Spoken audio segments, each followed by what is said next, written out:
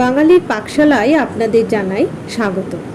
আজকে যে রেসিপিটি আমি নিয়ে এসেছি সেই রেসিপিটি কলমি শাকের একটি রেসিপি। কলমি শাক আমাদের শরীরের জন্য অত্যন্ত উপকারী। এর মধ্যে জ্যান্থোফিল লুইটেন থাকে, যা আমাদের চোখের জন্য ভীষণভাবে উপকার করে।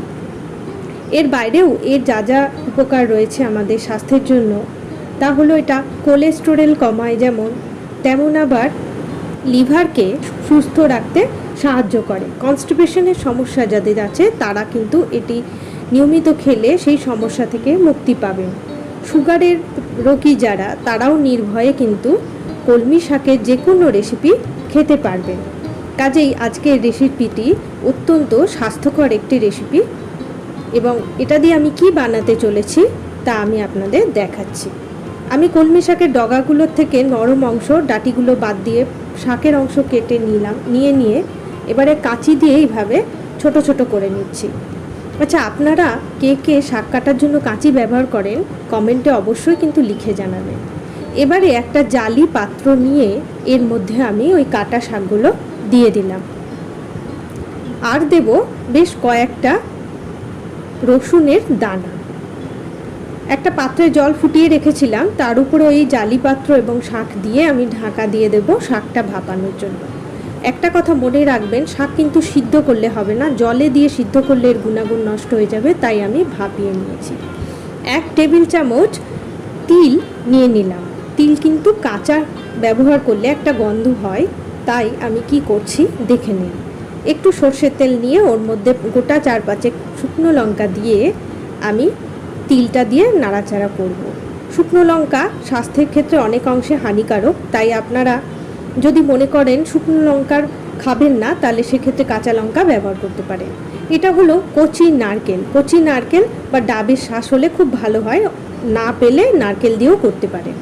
ছোট করে কেটে নিলাম যাতে বাটতে সুবিধা হয়। সব থেকে বড় কথা, এটা যদি শিলপাটায় বাটা যায় তাহলে তার যে স্বাদ হয়, স্বীকার করতে দোষ নেই, এইভাবে বেটে খেলে কিন্তু স্বাদটা পুরোপুরি পাওয়া যায় না। আমি তিল, লঙ্কা এবং নারকেল নিয়ে একটা আধ ভাঙা করে একটা পেস্ট করে নিলাম। এর মধ্যে আমি যে শাক আগে আমি ভাপানোর জন্য দিয়েছিলাম, শাক আর রসুন, সেটা দিয়ে ওর মধ্যে একটু লবণ আর মিষ্টি যোগ করে দিলাম। সুগারের পেশেন্টরা চিনিটা স্কিপ করে যেতে পারেন, আর তেলের ব্যবহার কম করলেও ক্ষতি নেই। এবারে 2-1 বার ঘুরিয়ে নিয়েছি বাটিটা মিক্সিতে। আমি কিন্তু মিহি করে বাটিনি, দেখে নিন কীরকম হয়েছে বাটাটা। আবার কড়াই আমি 1 টেবিল চামচ সর্ষের তেল নিয়ে নিলাম, আর 2-1 কোয়া রসুন দিয়ে মেথি ফোড়ন দিয়ে দিলাম।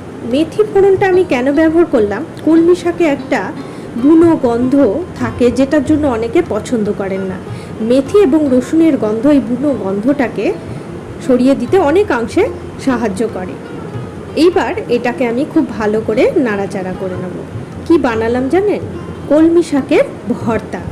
আমাদের বাংলায় একটা কথা আছে, বয়সের গাছ পাথর জানা নেই। এই রান্নাটিও হচ্ছে তেমনই। এর যে আদি বয়স কত তা বলতে পারবো না, তবে বাঙালির একদম রান্নাঘরের কোণ থেকে এই রেসিপি উঠে এসেছে।